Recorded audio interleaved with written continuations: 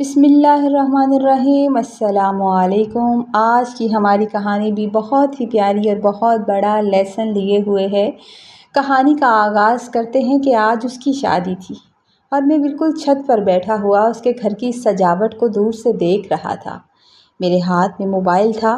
Mobile میں موجود وہ تمام ثبوت محفوظ تھے جنہیں دکھا کر میں اس کے ہونے والے شوہر کے سامنے اس کا رشتہ جو تھا وہ تڑوا سکتا تھا۔ اگر میں چاہتا تو میں اس کے منگیتر کو دکھا دیتا اور وہ ضرور اس سے رشتہ توڑ دیتا۔ اس وقت میں جذبات کے آخری مقام پر تھا۔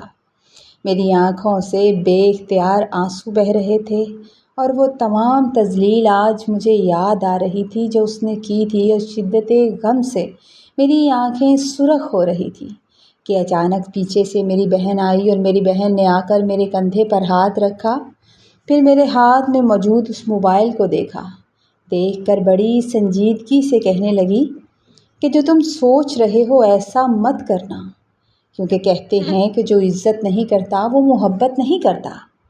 اپنی بہن کی اس بات پر میں نے پلٹ کر اس کی طرف دیکھا اور کہا کہ اس نے مجھے ذلیل کیا ہے۔ تو کہنے لگی کہ اس نے تمہیں ذلیل نہیں کیا، اس نے صرف تمہیں یہ بتایا ہے کہ خالی جیب کے ساتھ خواب دیکھنا کتنی بڑی حماقت ہے۔ غریبوں کو کوئی حق نہیں ہوتا کہ وہ اتنے بڑے بڑے خواب دیکھیں۔ میں غصے میں آ گیا۔ میں نے غصے میں آ کر کہا کہ اس نے میرا مذاق بنایا ہے، اس نے میرے جذبات کا مذاق بنایا ہے۔ تو کہنے لگی نہیں، اس نے تمہیں مضبوط کیا ہے تاکہ یہ چھوٹی چھوٹی ٹھوکریں تمہیں توڑ نہ سکیں۔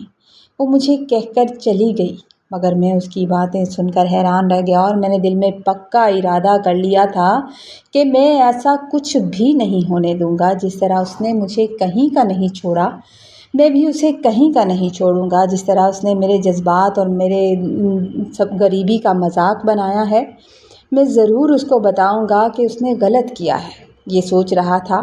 یہ سوچ کر میں نے موبائل پکڑا اور گھر سے نکلنے لگا۔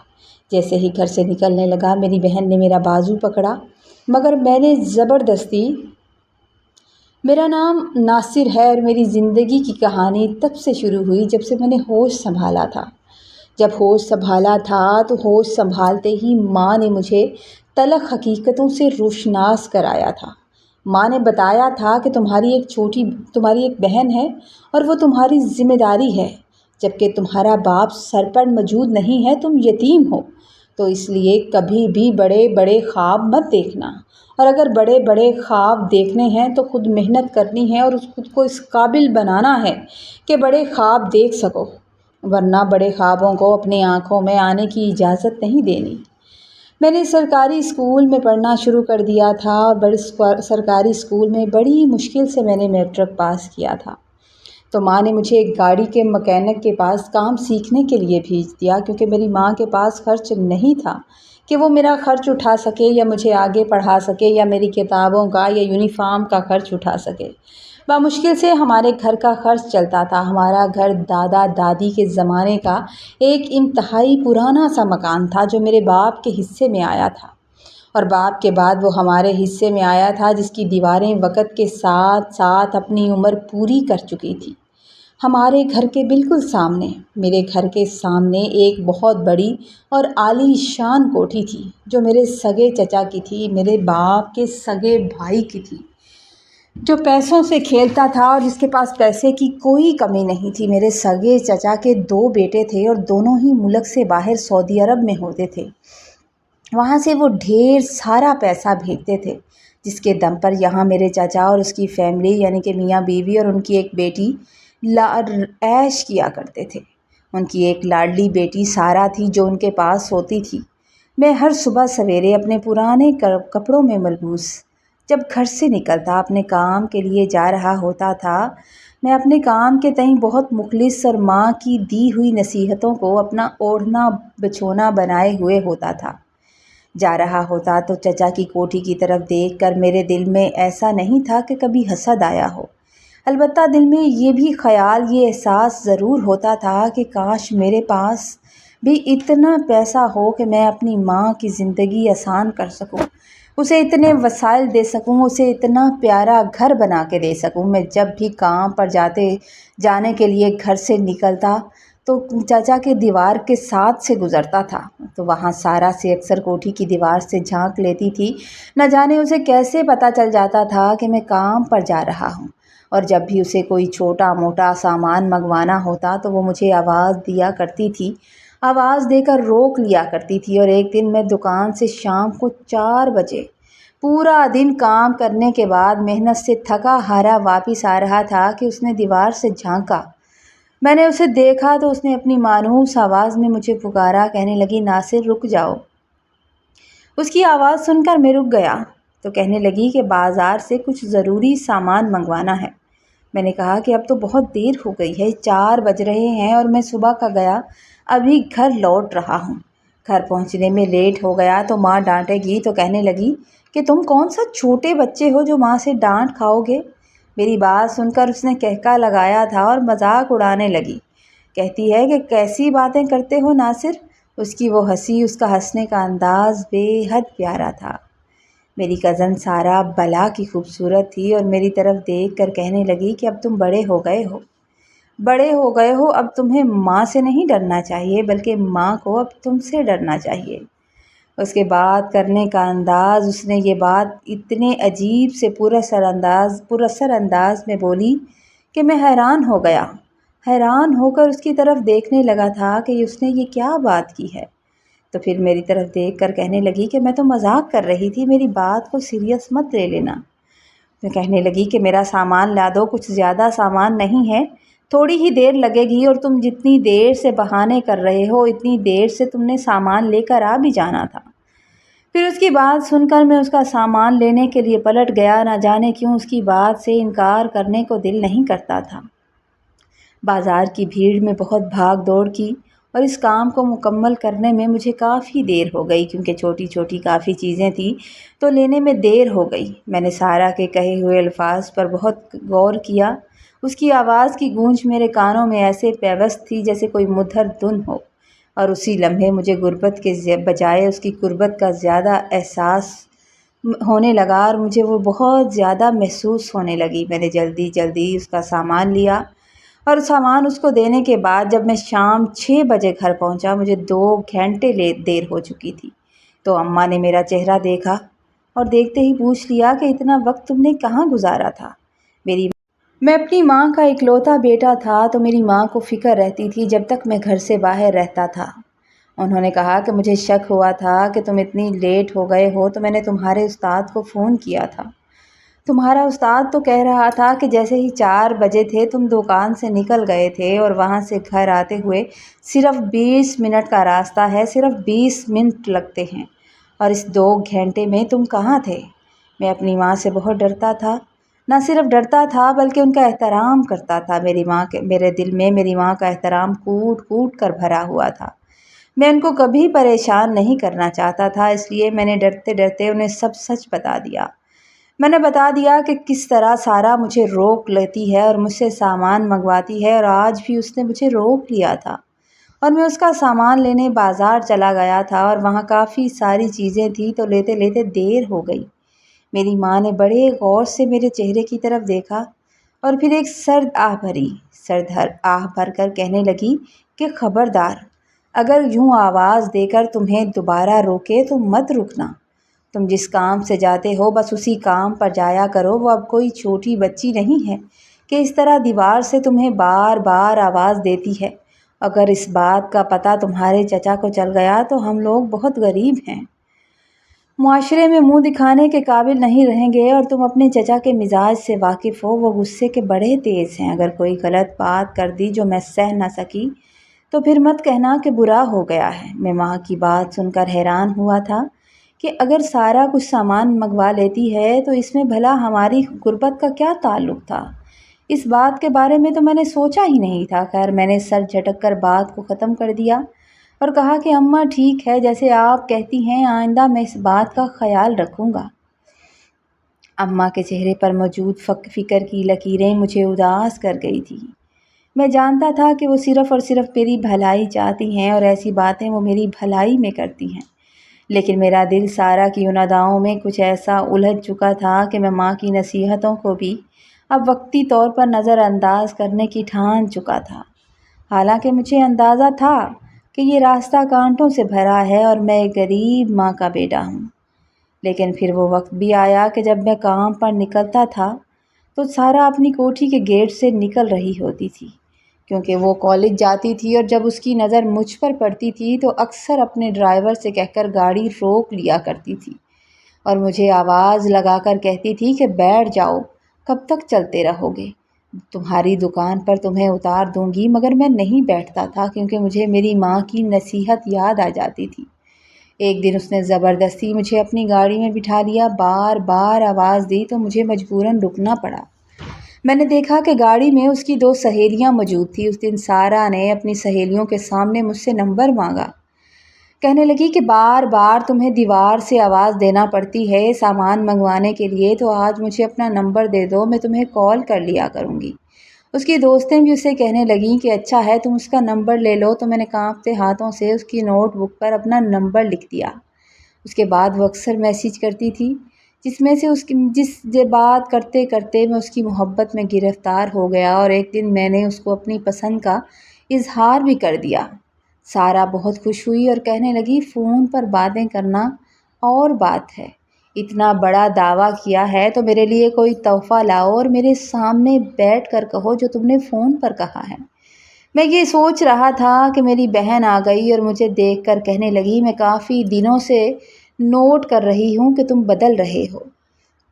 कहने लगी कि मैं जानती हूँ तुम गलत रास्ते पर हो, वो लोग हमसे बहुत ऊपर हैं। मेरी बहन को शक हुआ, कहने लगी कि वो तुम्हें, मैंने कहा कि वो मुझे पसंद करती है। तो सबा दो टोक कहने लगी, अगर ऐसा हुआ भी तो चचा कभी भी तुम जैसे गरीब घराने के लड़के को अपनी बेटी का रिश्ता नहीं देंगे। फजूल में सारा की बातों में मत आओ, इस तरह करना बिल्कुल ठीक नहीं है और कहीं ये ना हो कि तुम्हारी वजह से माँ शर्मिंदा हो जाए। और ये बात अपनी जहन में अच्छे से बैठा लो और अपने कदमों को यहीं पर रोक लो। सबा की आंखों में आंसू थे, वो सच में मेरी फ़िक्र कर रही थी, मेरी बहन थी। लेकिन मैं अपनी मोहब्बत के शहर में इतना डूब चुका था कि मुझे उसकी ये सच्ची बात भी एक बेबुनियाद शक लग रही थी। मैंने फ़ैसला कर लिया था कि मैं सारा से मिलूँगा और उसकी ख्वाहिश ज़रूर पूरी करूँगा और मुझे लग रहा था कि मेरी बहन सबा को ऐसे ही वहम हो रहा है, सारा ऐसी नहीं है। मैंने कहा कि मैं साबित करूँगा कि मोहब्बत में अमीर और गरीब का कोई फ़ासला, कोई मानी नहीं रखता। मुझे उसके लिए कितनी ही बड़ी कुर्बानी क्यों ना देनी पड़े। अगले दिन जैसे ही मैं अपनी दुकान पर गया तो मैं नया सूट पहन कर गया था, तैयारी के बाद गया था और जैसे ही मैं अपने उस्ताद के पास गया तो मैंने उससे कहा था कि मैं आज छुट्टी करूँगा उस्ताद, मुझे आज छुट्टी करनी है। तो वो हैरान होकर मेरी तरफ देख कर पूछने लगा कि ऐसा भी क्या ख़ास काम है कि जो छुट्टी करोगे। तो मैंने कहा कि उस्ताद ऐसी कोई बात तो नहीं है, बस ऐसे ही दिल कर रहा है कि आज छुट्टी कर लूँ। वो कुछ लम्हे खामोश रहकर कहने लगा कि लड़के, मैं कुछ दिनों से देख रहा हूँ, तुम काम में दिल नहीं लगाते, तुम्हारा ध्यान कहीं और होता है। आखिर मसला क्या है? बड़ा भाई बहन समझ कर तुम मुझे बता सकते हो। उस्ताद का रवैया मेरे साथ बहुत दोस्ताना था और हम दोनों आपस में मजाक भी किया करते थे।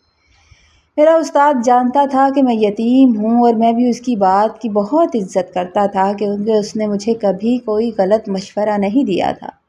इसलिए मैंने उससे कुछ ना छुपाया और एक दोस्त समझते हुए सारी बात सच सच उसे बता दी थी। उन्होंने मेरी बात सुनी तो कहने लगे कि ये क्या बात हुई। इस तरह किसी लड़की को जाकर फूल देना, गिफ्ट देना और मोहब्बत का इजहार करना कहाँ की दानिशमंदी है लड़के। ये तरीका गलत है। अगर वो तुम्हें पसंद करती है तो फिर सबसे अच्छी बात यह है, जो उसे सबसे ज़्यादा अच्छी लगेगी, कि शाम को अपनी माँ को लेकर उसके घर चले जाओ। मैं अपने उस्ताद से ये ज़िक्र करना भूल गया था कि मैं गरीब हूँ और वो अमीर है। कहने लगा कि जब रिश्ते की बात करोगे तो दूध का दूध और पानी का पानी हो जाएगा। अगर वो सच्ची हुई तो तुम्हारे साथ खड़ी हो जाएगी और तुम्हारा साथ देगी।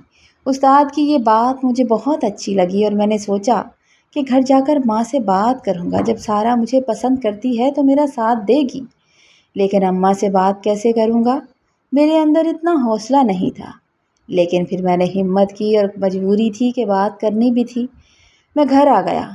मैंने माँ से कहा, अम्मा मैं आज काम से वापस जल्दी आ गया हूँ, मुझे काम है। तो कहने लगी, क्या काम है? तो मैंने कहा कि मुझे आपसे बात करनी है कि मुझे सारा पसंद है اور وہ بھی مجھے پسند کرتی ہے۔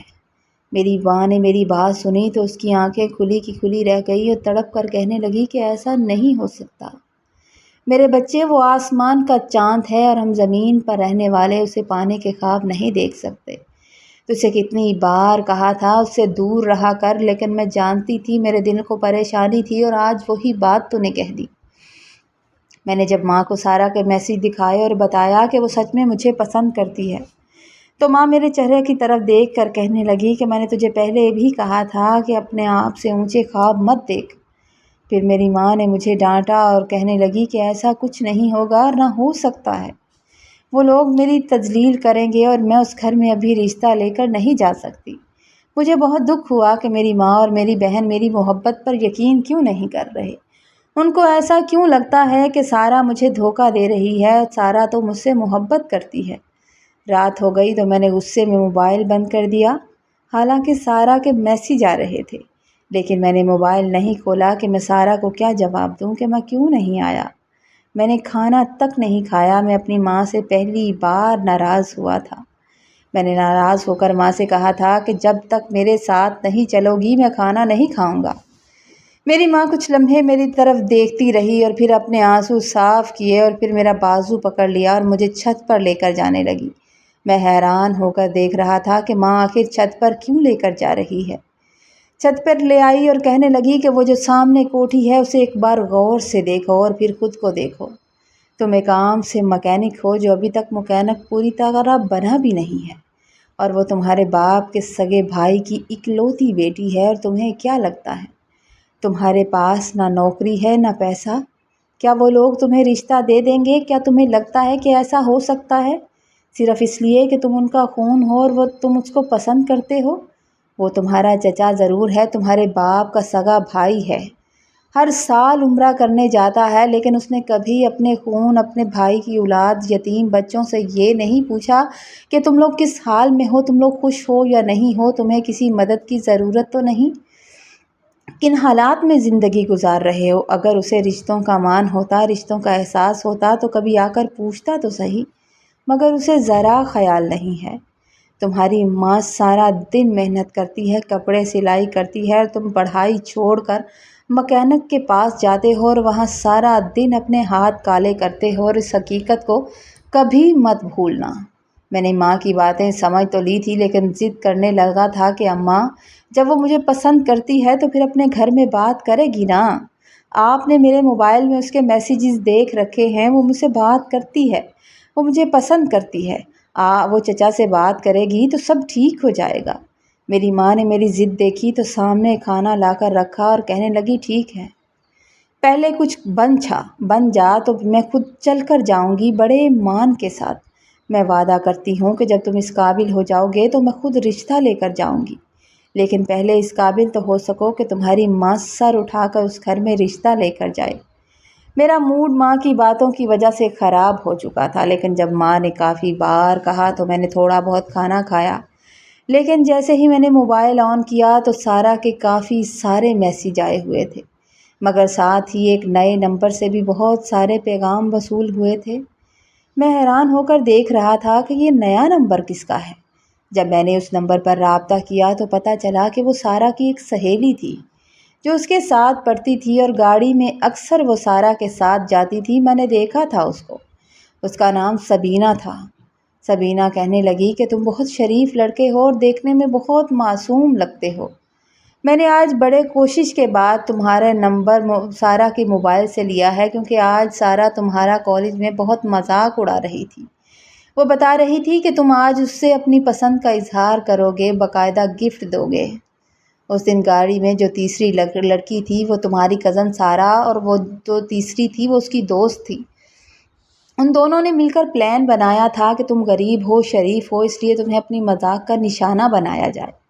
تمہاری کزن نے دعویٰ کیا تھا کہ وہ صرف 1 مہینے کے اندر تمہیں اپنے پیچھے لگا لے گی اور تم جیسے شریف لڑکے کو اپنی انگلیوں پر نچائے گی۔ ہم سب نے ایک شرط رکھی تھی اور سارا اس شرط کو جیت چکی ہے، لیکن مجھے پتہ چلا ہے کہ تم یتیم ہو اور اپنی ماں کا سہارا ہو۔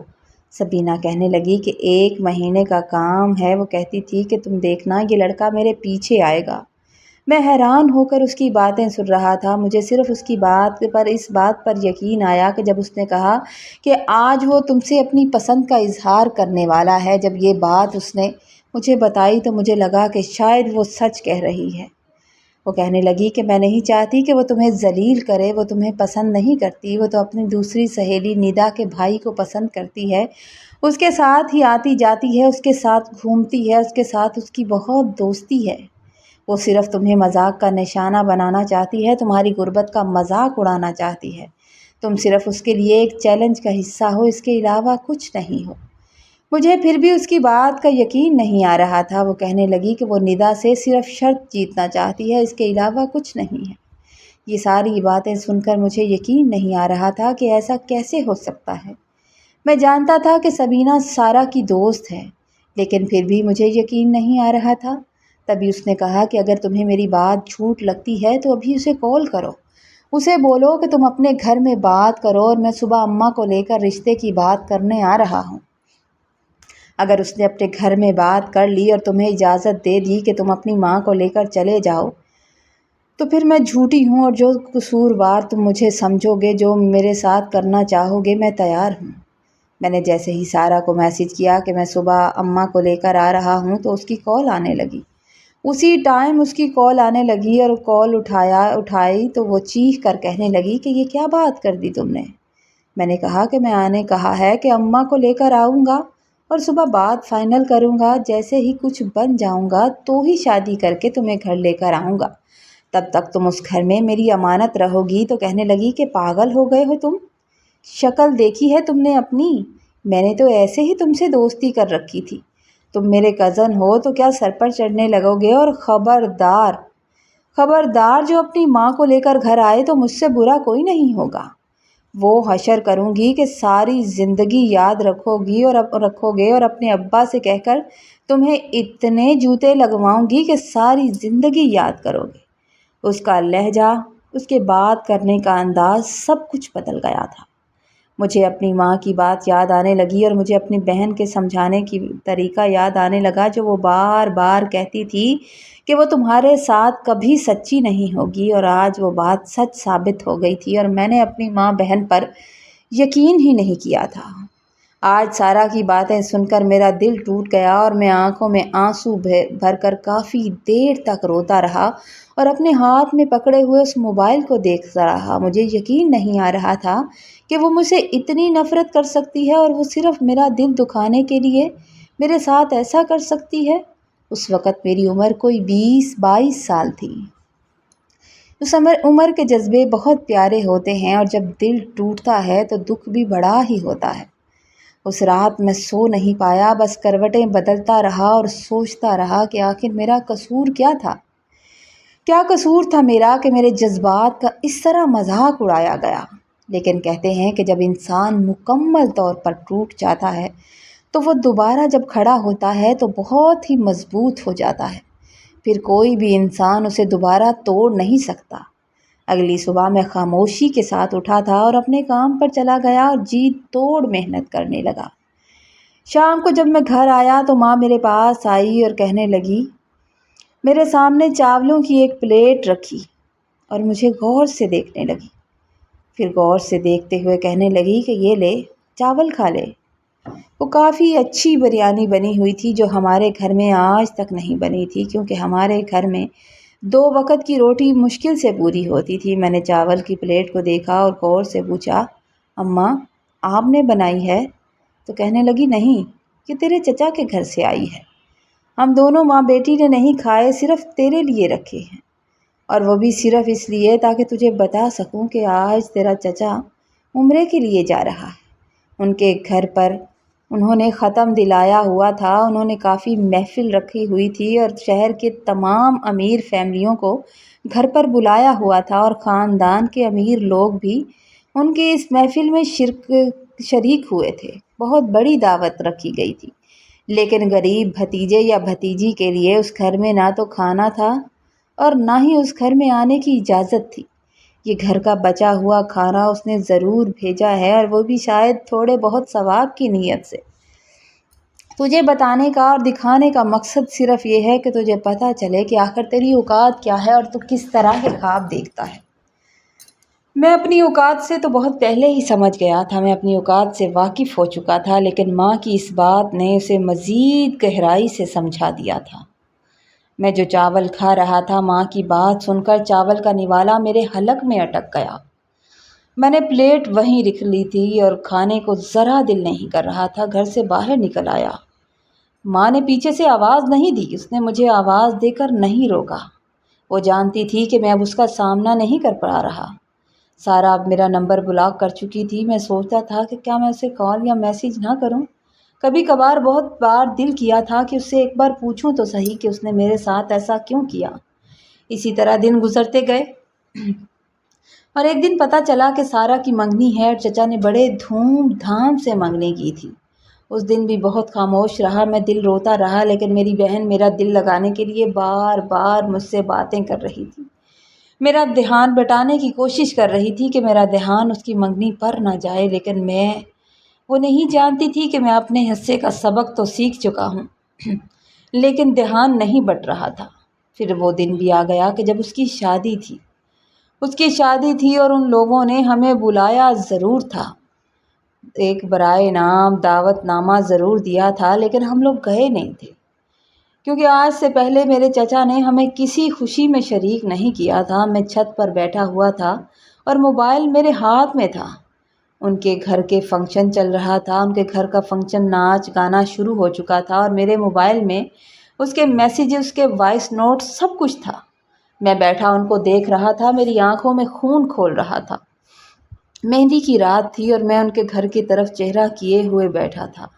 میں اس وقت صبر کی انتہا پر تھا اور دل بار بار مجھے باغی ہونے کی طرف لے کر جا رہا تھا، اور میں نے موبائل میں اس کے میسیجز اور وہ ساری باتیں نکالی ہوئی تھی اور انہیں بار بار دیکھ رہا تھا اور بار بار سن رہا تھا۔ تب میری بہن آئی اور میری بہن نے آ کر میرے کندھے پر ہاتھ رکھا۔ جیسے ہی اس نے میرے کندھے پر ہاتھ رکھا، اس وقت میرا دل چاہ رہا تھا کہ میں اس کے ہونے والے شوہر کا پتہ کروں، اپنے دوستوں کو کہہ کر یا ادھر ادھر سے معلومات لے کر اس کے ہونے والے شوہر کا پتہ کروں اور اسے دکھاؤں کہ سارا کی اوقات کیا ہے، وہ کس طرح دوسروں کے مذاق جذبات کا مذاق بناتی ہے۔ میں سوچتا تھا کہ اگر اسے میرے جذبات سے کھیلتے ہوئے ذرا شرم نہیں آئی تو پھر میں شرم کیوں کروں، اسے بتاؤں تو صحیح کہ اس نے کتنا غلط کیا ہے۔ یہ ساری باتیں سوچ سوچ کر مجھے باغی بنا رہی تھی اور میری آنکھوں سے آنسو گر رہے تھے۔ میری بہن نے میرے کندھے پر ہاتھ رکھے اور رکھے ہوئے ہاتھ کو زور سے دبایا تھا۔ کہنے لگی، جو عزت نہیں کرتا وہ محبت نہیں کرتا۔ بس یہ بات یاد رکھنا، کوئی بھی حرکت کرنے سے پہلے یہ بات ذہن میں رکھنا کہ تمہاری بھی ایک بہن ہے اور اس طرح تم کسی کی بہن کی عزت کا مذاق نہیں بنا سکتے۔ میں نے پلٹ کر اس کی طرف دیکھا تو میری آنکھوں سے آنسو بہہ رہے تھے اور میری آنکھیں سرخ ہو رہی تھی جس بات کی وجہ سے۔ میں اپنی بہن کے سامنے کھڑا ہو گیا اور آنکھوں سے بہتے ہوئے آنسوؤں کے ساتھ رونے لگا، روتے ہوئے کہنے لگا کہ اس نے میرا مذاق بنایا ہے۔ تب وہ مجھے اسی طرح دیکھتی رہی اور دیکھتے ہوئے کہنے لگی، اس نے تمہیں مضبوط بنایا ہے۔ میں نے کہا، اس نے مجھے ذلیل کیا ہے۔ تو بولی، نہیں، اس نے تمہیں ذلیل نہیں کیا، اس نے تمہیں بتایا ہے کہ پیسے کے بغیر انسان کی کوئی عزت نہیں ہوتی۔ پہلے خود کو اس قابل بناؤ کہ اپنی آنکھوں کو اس قابل بناؤ کہ خواب دیکھ سکو، زمین پر رہتے ہوئے کسی چاند کے خواب دیکھ سکو۔ پہلے اس قابل تو بنو، اور تم چاہتے ہو کہ خالی جیب کے ساتھ خواب دیکھو تو خالی جیب کے ساتھ خواب نہیں دیکھے جاتے میرے بھائی۔ یہ بات اپنے ذہن میں جتنی اچھی طریقے سے بٹھا لو اتنا ہی اچھا ہے۔ اس کی باتیں سن کر میں گھر سے نکل آیا تھا۔ میں پوری رات گھر سے باہر رہا تھا، ادھر ادھر گھومتا رہا تھا اور خود کو تسلی دینے کی کوشش کرتا رہا تھا۔ میری ماں اور میری بہن مجھے کالیں کرتی رہی۔ میری ماں میری بہن کو ملامت کرتی رہی کہ تم نے ایسا کیا کہا کہ وہ گھر چھوڑ کر چلا گیا۔ دونوں ماں بیٹی پریشان رہیں اور میں اتنا دکھی تھا کہ میں نے ان کی کال نہیں اٹھائی۔ اس رات نہ میں سویا، نہ میری ماں سوئی اور نہ ہی میری بہن سوئی۔ میں تو باہر گھومتا رہا اور وہ لوگ میرا انتظار کرتے رہے، اور صبح جب میں نے گھر کا دروازہ کھولا تو میری ماں گیٹ کے پاس ہی بیٹھی ہوئی تھی۔ جیسے ہی میں نے دروازہ کھولا مجھے دیکھتے ہی جلدی سے اٹھ کھڑی ہوئی اور کہنے لگی، کم وقت کہاں چلا گیا تھا؟ ساری رات میں تیرا انتظار کرتی رہی ہوں۔ پھر اٹھی اور مجھے گلے سے لگا لیا اور بے تحاشا رونے لگی تھی۔ میری ماں بھی میرے دکھ میں برابر کی شریک تھی۔ آج اس کی بارات آنی تھی اور آج کے دن میں نے اپنے دل سے اسے نکال پھینکا تھا اور اپنے آپ سے وعدہ کیا تھا، اپنی ماں سے وعدہ کیا تھا کہ اماں اگر میں رات گھر سے باہر نہ جاتا تو شاید میں خودکشی کر لیتا۔ میں نے ماں تمہیں پریشان کیا، مجھے معاف کر دو، لیکن میرا وعدہ ہے کہ آج کے بعد تمہیں کبھی پریشان نہیں کروں گا۔ میری وجہ سے تمہیں کبھی کسی شکایت کا موقع نہیں ملے گا۔ اور پھر میں نے ایسا ہی کیا تھا۔ پھر میں محنت کرنے لگا تھا اور میرا وہ استاد جو مکینک تھا اس کا بیٹا باہر جا رہا تھا کیونکہ استاد اسے دبئی کام کے سلسلے میں بھیج رہا تھا۔ میں نے ایک دن استاد سے کہا کہ استاد، میرے پاس پیسے نہیں ہیں کہ میں ویزا خرید سکوں، لیکن تم جانتے ہو کہ میں اب کام سیکھ چکا ہوں۔ میں بہت جلد پیسہ کمانا چاہتا ہوں اور اگر تم میری ہیلپ کرو گے تو میں تمہارا ہر قرض ادا کروں گا۔ میرا استاد مجھے جانتا تھا، وہ میرے ہر حال سے واقف تھا۔ اس نے اپنے بیٹے کے ساتھ میرا ویزا بھی بنوا دیا اور کام تو میں سیکھ چکا تھا۔ کہنے لگا کہ جیسے ہی وہاں جاؤ گے، کمانے لگو گے تو میرا قرض لوٹا دینا۔ پھر ہم دونوں دبئی چلے گئے، میں اور میرے استاد کا بیٹا۔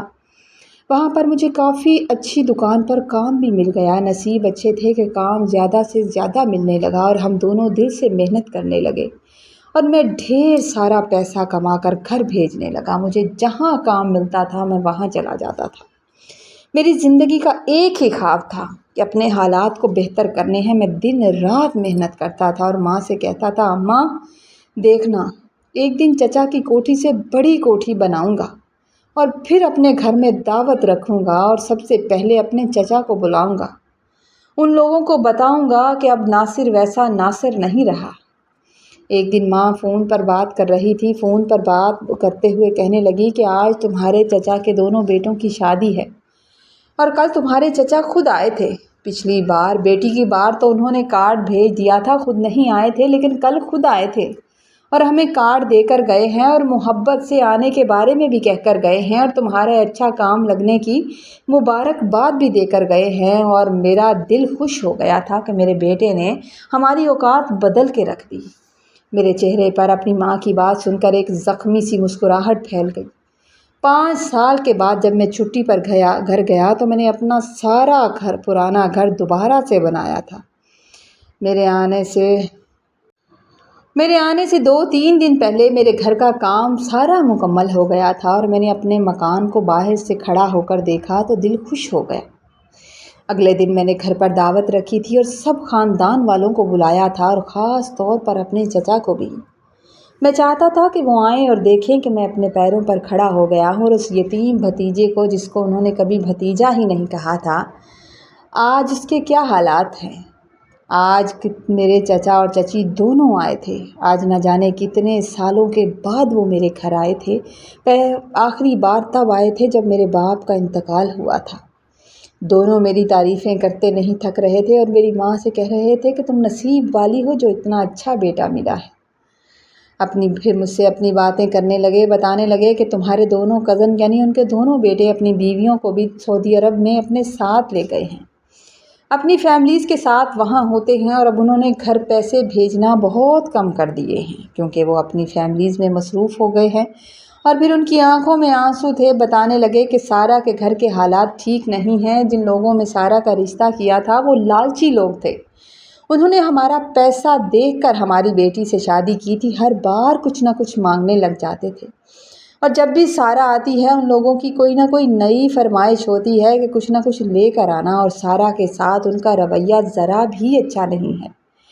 جس دن مجھے دبئی جانے کے لیے صرف 2 دن باقی تھے، اس دن چچا کا فون آیا اور بڑی بے چینی سے کہنے لگے کہ جلد ہی ہمارے گھر آ جاؤ، جلدی ہمارے گھر آؤ، بہت ضروری کام ہے۔ اور آج کتنی دیر کے بعد انہوں نے مجھے خود فون کر کے بلایا تھا۔ میں فوراً پہنچ گیا کیونکہ آج سے پہلے کبھی مجھے انہوں نے اس طرح ہنگامی بنیادوں پر نہیں بلایا تھا۔ وہ فون پر کافی پریشان لگ رہے تھے۔ وہ جیسا بھی تھا میرے باپ کا بھائی تھا۔ میں چلا گیا۔ میں وہاں پہنچا تو سارا معاملہ کھل کر سامنے آیا تھا۔ سارا کی حالت سن کر میرے پیروں تلے سے زمین نکل گئی تھی۔ اس کے شوہر نے اس پر وحشیانہ تشدد کیا ہوا تھا، جس کے نتیجے میں وہ ہسپتال میں ایڈمٹ تھی اور ہاسپٹل میں زندگی اور موت کی کشمکش میں مبتلا تھی۔ چچا کے اپنے دونوں بیٹے ملک سے باہر تھے اور اس مشکل کے ٹائم پر ان سب جو امیر فیملیز تھی جن کے ساتھ وہ ان کا اٹھنا بیٹھنا تھا، سب نے ان کا ساتھ چھوڑ دیا تھا۔ اس لیے وہ تنہا تھے اور مجھے اپنے ساتھ پولیس اسٹیشن لے گئے تھے۔ وہاں ساری کارروائی کے بعد پولیس ہسپتال پہنچی تاکہ سارا کا بیان ریکارڈ کر سکے، سارا سے بیان لے سکے کہ اس کے ساتھ کیا ہوا تھا۔ میں چچا کے ساتھ ہاسپٹل کے کمرے میں داخل ہوا تو وہاں کا منظر دل دہلا دینے والا تھا۔ وہ ہنستی مسکراتی کھلکھلاتی ہوئی سارا جو مجھے نظر آتی تھی، آج وہ ویسی نہیں تھی۔ وہ بیڈ پر بے سدھ پڑی تھی، اس کا چہرہ بہت کمزور لگ رہا تھا، اس طرح پیلا رنگ تھا جیسے جسم کا سارا خون نچوڑ دیا گیا ہو۔ اس کا چہرہ سوجا ہوا تھا اور جسم پر زخموں کے نشانات تھے۔ جب پولیس نے بیان لینا شروع کیا تو وہ سسکیاں بھرتے ہوئے اپنے شوہر کے ظلم کی داستان سنا رہی تھی۔ اس نے بتایا کہ کس طرح اس کی شوہر اس کے ساس نے مل کر اس پر ظلم کیا، اسے مارا، بے دردی سے مارا پیٹا تھا، اور جس کے نتیجے میں اس کا حمل بھی ضائع ہو گیا تھا اور اس کی اپنی جان بھی خطرے میں پڑ گئی تھی۔ میں ایک کونے میں کھڑا یہ سب دیکھ رہا تھا اور حیرت کی بات یہ تھی کہ آج اتنے سال بعد بھی مجھ سے یہ نہیں دیکھا جا رہا تھا۔ میں سب سن رہا تھا اور میری آنکھوں کے سامنے ماضی کی وہ تصویریں گھوم رہی تھی جب اس نے مجھے ٹھکرایا تھا۔ پولیس آئی اور بیان لے کر چلی گئی اور اس نے جس طرح بیان دیا وہ میں نہیں بتا سکتا۔ تو جب وہ لوگ چلے گئے تو اچانک سارا کی نظر مجھ پر پڑی تھی۔ جب اس نے مجھے دیکھا تھا تو ایک لمحے کے لیے اس کی پلکیں کانپ گئی تھی اور اس کی آنکھوں میں نظر آنے والی شرمندگی میں نے صاف دیکھی تھی۔ وہاں ایک پچھتاوا اور ایک عجیب سی التجا تھی، اس کی پلکیں کانپ رہی تھی اور وہ مجھ سے نظر نہیں ملا پا رہی تھی۔ تبھی چچی کی طبیعت خراب ہونے لگی تو اچانک چچا کہنے لگے کہ میں ان کا بی پی چیک کروا کر آتا ہوں، تم تھوڑی دیر یہاں رکنا اور جب میں آ جاؤں واپس تو تم چلے جانا۔ وہ مجھے سارا کے پاس رکنے کا کہہ کر چلے گئے۔ کمرے میں خاموشی چھا گئی۔ میں نے اپنا رخ دوسری طرف کر رکھا تھا، میں اس کی طرف دیکھنا بھی نہیں چاہتا تھا کیونکہ میری ہمت نہیں ہو رہی تھی۔ مگر تبھی سارا کی کمزور سی آواز آئی، کہنے لگی کیا تم نے مجھے بد دعا دی تھی؟ مجھے لگتا ہے کہ مجھے تمہاری بد دعا لگ گئی ہے۔ اس کی آواز میں وہ تکلیف تھی کہ میں پتھر بن کر نہ رہ سکا۔ میں نے اس کی بات پر مڑ کر دیکھا تو وہ رو رہی تھی، وہ بے تحاشا رو رہی تھی۔ میں نے آہستہ سے اس کی طرف دیکھ کر کہا کہ میں نے تمہیں کبھی کوئی بد دعا نہیں دی تھی، میں نے تمہیں بد دعا نہیں دی۔ پھر وہ مجھ سے ہاتھ جوڑ کر معافی مانگنے لگی اور نہ جانے کیوں آج بھی مجھے سے اس کا رونا دیکھا نہ گیا اور میں وہاں سے نکل آیا تھا۔ کچھ دن پاکستان میں رہنے کے بعد میں واپس دبئی چلا گیا، لیکن میرے دل کا سکون ختم ہو چکا تھا۔ میرا دھیان بار بار جب بھی میں تنہا ہوتا تھا، تنہائی میں اکثر مجھے سارا یاد آتی تھی۔ سارا کی وہ درد بھری اور آنسوؤں سے بھیگی ہوئی آنکھیں مجھے یاد آتی تو دل کو بڑی تکلیف ہوتی تھی۔ دل کو تکلیف ہوتی تھی کہ کاش میں اس کی خوشی کے لیے کچھ کر سکتا۔ کچھ عرصہ گزرا تو ایک دن ماں نے فون پر بتایا کہ سارا کی طلاق ہو گئی ہے، ان لوگوں نے اسے طلاق دے دی ہے اور وہ اپنے والدین کے گھر واپس آ گئی ہے اور تمہارے چچا چچی بہت دکھی ہیں اس کی طلاق پر۔ دوسری طرف گھر کی تعمیر مکمل ہو چکی تھی۔ میں نے اپنی میرا گھر تو بن چکا تھا تو اس لیے میرے بہن کی شادی کے لیے پیسے جمع کرنے شروع کر دیے۔ میں چاہتا تھا کہ اب اپنی بہن کا فرض بھی بہت اچھے سے ادا کر دوں اور ماں سے کہا تھا کہ اماں میری بہن کے جہیز کی کسی چیز میں کوئی کسر نہ چھوڑنا، جو وہ چاہے اسے لے کر دینا، لیکن سب سے پہلی بات یہ دیکھنا کہ سامنے والا امیر ہو یا غریب، بس انسان کا دل دیکھنا، کبھی بھی اس کے پیسے کی وجہ سے اسے مت پرکھنا۔ اللہ نے میری بہن کا نصیب بہت اچھا لکھا، اس کی شادی طے پا گئی اور وہ اپنے گھر میں بہت خوش تھی۔ 2 سال بعد اپنی بہن کی شادی میں شرکت کے لیے میں پاکستان آیا تھا۔ شادی کی تیاریوں میں مصروف ایک دن جب میں سامان لے کر آ رہا تھا، جو شادی کا ضروری سامان تھا وہ رہتا تھا اور میں لے کر آ رہا تھا کہ چچا کے گھر کے قریب سے گزرا۔ میں گاڑی میں جا رہا تھا تو وہی پرانی دیوار اور میں نے نہ چاہتے ہوئے بھی اس کی طرف دیکھا تھا، لیکن اس کے پیچھے سے اسی طرح سارا نے کھڑے ہو کر مجھے دیکھا۔ اس کی نظریں مجھ پر ٹک گئیں اور وہ جس طرح مجھے دیکھ کر مسکرائی، اس میں ایک پرانی محبت کی جھلک صاف نظر آ رہی تھی۔ میری بہن کی شادی بخیر و عافیت انجام پا گئی، لیکن میرے دل میں سارا کی یادیں تازہ تھیں۔ میری ماں اب میری شادی کے لیے پریشان تھی، وہ چاہتی تھیں کہ جلد از جلد میری شادی کر دیں، کیونکہ میری بہن شادی کے بعد اس گھر سے چلی گئی تھی تو اماں کا کہنا تھا کہ وہ اکیلی ہو گئی ہیں، اس لیے وہ آئے دن کسی نہ کسی لڑکی کا رشتہ دیکھنے کے لیے چلی جاتی تھی۔ اور ان کے جانے کے بعد میں ہر بار دل میں یہی دعا کرتا تھا کہ اے اللہ میری ماں کو کوئی لڑکی پسند نہ آئے، اللہ کرے آج بھی جہاں رشتہ دیکھنے کے لیے گئی ہیں انہیں پسند نہ آئے، کیونکہ میرا دل کسی اور ہی جگہ پر اٹکا ہوا تھا۔ ایک دن ماں ایک لڑکی کی تصویر لے کر آئی اور کہنے لگی کہ مجھے یہ لڑکی پسند آ گئی ہے اور میں چاہتی ہوں کہ یہ رشتہ فائنل کر دوں، بس تمہاری ہاں کرنے کی دیر ہے، میں چاہتی ہوں کہ اس تصویر کو اچھے سے دیکھ لو اور مجھے بتا دو کہ میں ہاں کر دوں۔ میں نے جب تصویر کو دیکھا تو دیکھتے ہی اس میں نقص نکالنے لگا، حالانکہ وہ لڑکی اچھی بھلی تھی۔ ماں نے جھنجھلا کر پوچھا کہ آخر تمہیں چاہیے کیا؟ میں کچھ دنوں سے نوٹ کر رہی ہوں کہ تمہارا ارادہ ہی نہیں شادی کرنے کا۔ میں نے ماں کی بات سن کر سر جھکا لیا اور کہنے لگا کہ اماں چچا کے گھر جاؤ۔ میری بات سن کر میری ماں سکتے میں آ گئی اور کہنے لگی کہ میں ایک طلاق یافتہ لڑکی سے اپنے بیٹے کی شادی کر دوں، ایسا نہیں ہو سکتا۔ میں نے ماں کا ہاتھ تھاما اور ہاتھ تھام کر کہا ماں آج میں جو کچھ بھی ہوں وہ سارا کی وجہ سے ہوں، اگر وہ مجھے نہ ٹھکراتی، اگر میرا دل نہ دکھاتی تو شاید میں آج اتنا کامیاب نہ ہوتا۔ میں نے ماں سے ضد کرنی شروع کر دی کہ اماں سارا کے لیے میرا رشتہ لے کر جاؤ۔ پہلے تو میری ماں نہیں مانی، وہ نہیں چاہتی تھی کہ اپنے کنوارے بیٹے کے لیے ایک شادی شدہ لڑکی کا رشتہ طلاق یافتہ لڑکی کا رشتہ لینے جائیں، لیکن جب میں نے انہیں سمجھایا اور بار بار ضد کی کہ جو مرد عزت نہیں کرتا، میں نے انہیں بتایا کہ میری بہن کہتی تھی کہ جو عزت نہیں کرتا وہ محبت نہیں کرتا، اور میں آج بھی اسی مقام پر کھڑا ہوں جہاں برسوں پہلے کھڑا تھا۔ جب میری ماں سارا کے گھر رشتہ لے کر گئی تو میرے چچا کی خوشی کا ٹھکانہ نہ رہا۔ انہوں نے نہ صرف میری ماں کو بڑی عزت دی بلکہ انہیں ایسے لگا جیسے کھوئی ہوئی دولت مل گئی۔ وہ میرے کردار اور میرے حالات سے اچھے سے واقف تھے اور اپنے بیٹوں کو بھی میرے بارے میں مثالیں دیا کرتے تھے۔ انہوں نے اسی وقت حامی بھر لی اور بہت جلد ہماری شادی بھی ہو گئی۔ شادی کی پہلی رات جب وہ میرے کمرے میں تھی تو بے حد خوبصورت لگ رہی تھی، لیکن اس کے چہرے میں اور اس کے ہاتھ کے کانپنے کے انداز سے صاف پتہ چل رہا تھا کہ وہ شرمندہ تھی اور اپنے ہاتھوں کو دیکھ رہی تھی۔ میں کافی دیر بیٹھا اسے دیکھتا رہا، وہ اپنے ہاتھوں کو دیکھتی رہی اور پھر کہنے لگی کہ مجھے معاف کر دو، میں نے تمہارا دل دکھایا تھا، تو کیا تم نے یہ شادی کسی بدلے کے لیے کی ہے؟ اگر تم نے مجھ سے شادی کسی بدلے کے لیے بھی کی ہے تو یقین مانو میں دل سے تیار ہوں کہ تم جو چاہے سزا دے سکتے ہو۔ میں نے اس کے ہاتھ اپنے ہاتھوں میں لیے اور مسکرا کر کہا کہ جو سچی محبت کرتے ہیں وہ گناہوں اور دکھوں کا حساب نہیں رکھتے، اور میں تو تمہیں کب کا معاف کر چکا ہوں۔ میری بات سن کر اس کی آنکھوں سے آنسو جاری ہو گئے تھے، لیکن وہ آنسو غم کے نہیں تھے، خوشی اور سکون کے تھے، اور آج میں بھی بڑے سکون میں تھا۔